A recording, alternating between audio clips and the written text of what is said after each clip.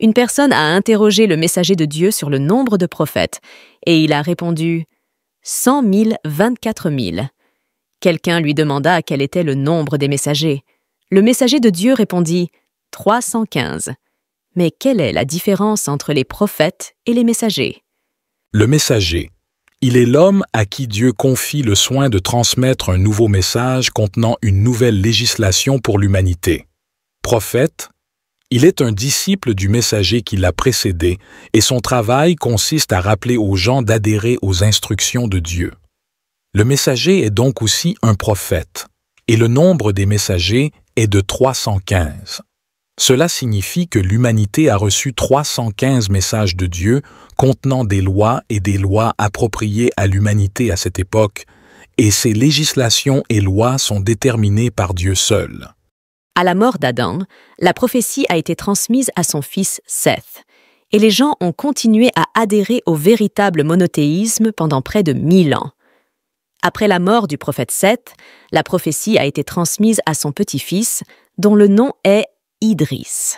Après la mort du prophète Idris, 5 hommes justes sont apparus: Wad, Suwa, Yagout, Yaouk et Nasra. 6 hommes ont exhorté les gens à adorer Dieu seul, et les gens les ont aimés, et ils se sont réconciliés entre les gens. Quand ces 5 hommes sont morts, Satan est venu vers le peuple et leur a dit de faire des statues de pierre en mémoire de leur bonne mémoire. Pour que les gens n'oublient pas qu'ils étaient bons, après cela, Satan leur a murmuré que ces pierres seraient des dieux sur terre qui les rapprocheraient de Dieu au ciel. Et avec le temps, les humains ont commencé à les adorer à la place de Dieu. Il s'agissait d'un plan de Satan qui consistait à amener les gens, étape par étape, à adorer autre chose que Dieu ou à lui associer d'autres personnes.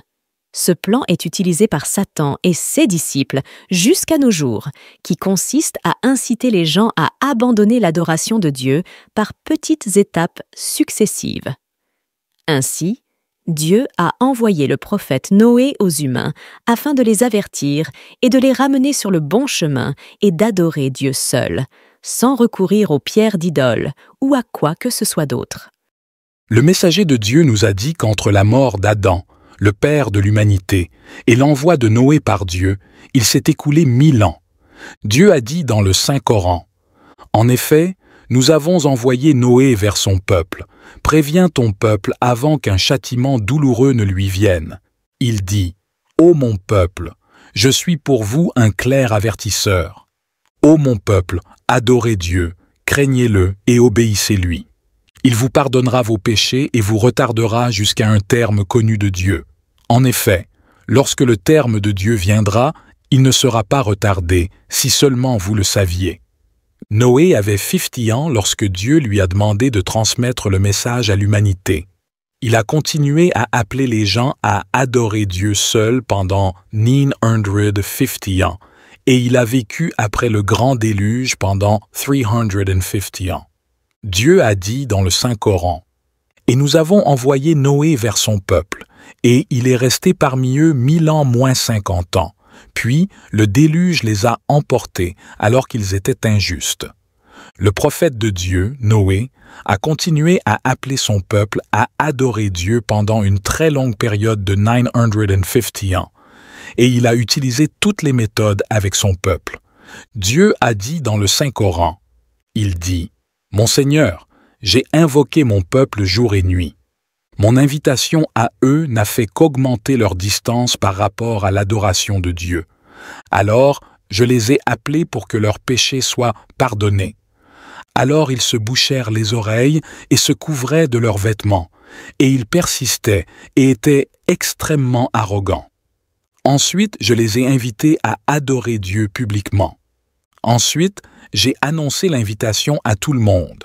Ensuite, je leur ai parlé de l'appel à adorer Dieu en secret, mais ils n'ont pas répondu.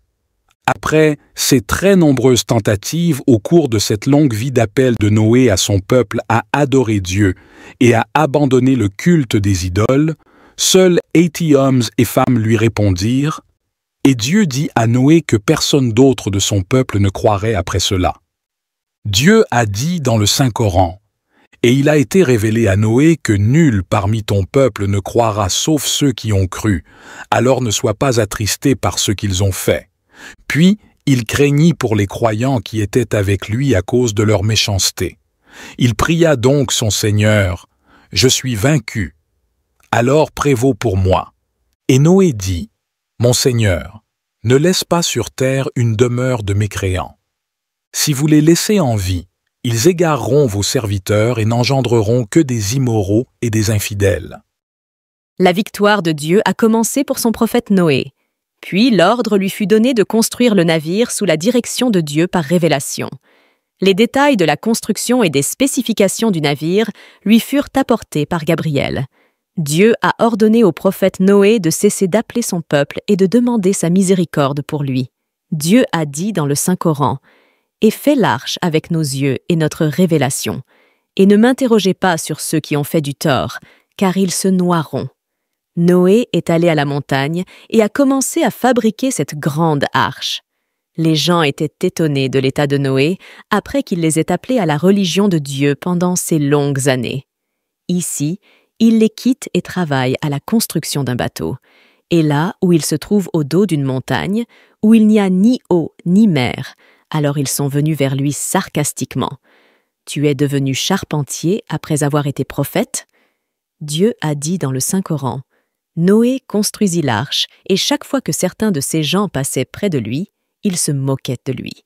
Noé dit, « Si vous vous moquez de nous, nous nous moquerons de vous comme vous vous moquez de nous. » Une fois la construction de l'arche terminée, Noé reçut l'ordre d'attendre le signe indiquant que le four allait déborder d'eau. C'est un four en argile dans lequel on prépare les aliments. Lorsque l'eau sort du four, Noé doit se rendre à l'arche, emmenant avec lui sa famille et tous ceux qui croient. Le navire mesurait 350 coudées de long, avait 3 ponts et un toit couvert. Un jour, le signe est venu alors que le four commençait à jaillir de l'eau. Alors Noé partit avec les croyants, laissant sa femme et son fils Canaan, et ils ne crurent pas. Lorsqu'il arriva à l'arche, il vit des animaux alignés qui l'attendaient, de toutes sortes, par paires. Le grand déluge commença, et la terre fut inondée de ses eaux, et le ciel fit pleuvoir une eau abondante. Dieu a dit dans le Saint-Coran, « Nous avons donc ouvert les portes du ciel avec une eau très abondante, et nous avons fait jaillir des sources sur la terre. » L'eau s'est alors réunie selon ceux qui avaient été décrétés. Alors Noé et ceux qui l'accompagnaient se précipitèrent et montèrent à bord du bateau, et il dit, « Montez à bord, au nom de Dieu, jusqu'à sa route et son mouillage. En effet, mon Seigneur est pardonneur et miséricordieux. » La destruction a commencé à se propager sur toute la terre, et les humains et les animaux se sont noyés. Dans cette scène, Noé a trouvé son fils nageant à côté de l'arche et a ressenti la paternité. Noé a crié à son fils alors qu'il était dans l'eau, « Ô mon fils, chevauche avec nous et ne sois pas avec les mécréants. » Mais son fils s'est obstiné dans son incrédulité et sa désobéissance et a dit, « J'irai vers une montagne qui me protégera de l'eau. » Noé dit, « Il n'y a aujourd'hui de protecteur contre le commandement de Dieu que celui pour qui Dieu a pitié. » Et les vagues s'interposèrent entre eux, et il fut parmi les noyés. Noé s'est tourné vers Dieu Tout-Puissant avec une supplication polie, lui demandant quelle était sa promesse de sauver sa famille. Dieu a dit dans le Saint-Coran, « Et Noé invoqua son Seigneur et dit, « Mon Seigneur, en effet mon fils est de ma famille, et en effet ta promesse est vraie, et tu es le meilleur des juges. » Ici est venue la déclaration divine à Noé selon laquelle les incroyants et les croyants ne sont pas égaux devant Dieu et que les croyants sont sa véritable famille. Il dit, « Ô Noé, il n'est pas de ta famille. En effet, ces actes ne sont pas justes, alors ne demande pas ceux dont tu n'as aucune connaissance. Je t'exhorte afin que tu ne sois pas parmi les ignorants. » Il dit, « Mon Seigneur, je cherche refuge auprès de toi pour ne pas te demander ce dont je n'ai aucune connaissance. Sinon, tu me pardonnes et aie pitié de moi. Je serai parmi les perdants. » Les vagues étaient très hautes, et toutes les créatures de Dieu sur terre se sont noyées, à l'exception de celles qui se trouvaient dans l'arche avec Noé, Que la paix soit sur lui, qui y ont vécu pendant des mois jusqu'à ce que l'affaire soit terminée. Et il a été dit, « Ô terre, engloutis ton eau, et ô ciel, déracine. » Et l'eau s'est calmée, et l'affaire a été tranchée, et le navire s'est immobilisé sur la montagne, et il a été dit, « Finis les gens injustes. » Le prophète Noé envoya donc une colombe pour savoir si la terre ferme avait commencé à apparaître après la fin des pluies et des tempêtes. La colombe revint avec un rameau d'olivier sec, preuve de l'apparition de la terre ferme. Le navire s'est installé et a accosté en Turquie sur le mont Al-Judi. Dieu nous a dit dans le Saint-Coran que ceux qui sont restés après le grand déluge n'étaient que les descendants de Noé. Dieu a dit dans le Saint-Coran, « Et Noé nous a appelés, alors combien ceux qui ont répondu ont été excellents, et nous l'avons sauvé, lui et sa famille, d'une grande détresse. Et nous avons fait des descendants de Noé les seuls survivants. Noé avait 3 enfants après le déluge. Shem. De ses descendants sont issus les Arabes, les Perses et les Romains Ham. 6 descendants sont des Africains noirs Japheth. Parmi ses descendants se trouvent les Turcs, les habitants de Gog et Magog et la race asiatique. Après le grand déluge, Noé a vécu 350 ans et a continué à appeler son peuple et à lui rappeler d'adorer Dieu seul. Et l'humanité a continué à adhérer au monothéisme pur pour Dieu seul jusqu'à ce qu'elle dévie à nouveau, jusqu'à ce que Dieu envoie un autre prophète nommé Hud. C'est ce que nous verrons dans le prochain épisode. Restez connectés à notre chaîne en vous abonnant et en activant la cloche pour recevoir toutes les nouvelles mises à jour. Il existe également de nombreuses vidéos précédentes intéressantes sur la chaîne. On se retrouve dans le prochain épisode. Merci.